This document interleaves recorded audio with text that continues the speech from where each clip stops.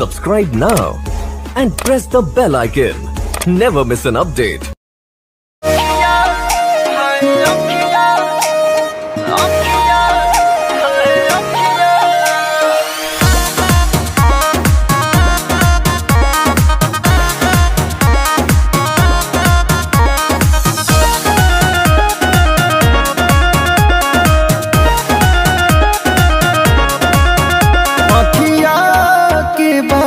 अखिया से हो जाएगा, अखिया के बात अखिया से हो जाएगा।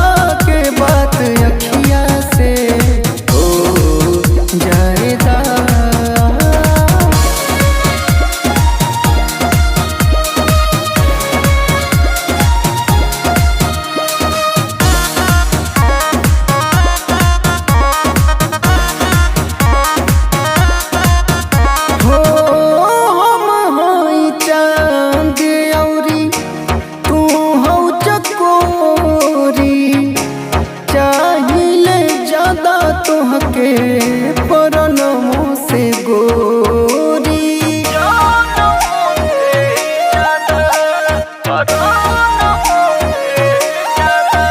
हो हम हई चांदिया तू हौ चकोरी, चाहिए ज्यादा तोहके परनमों से गोरी।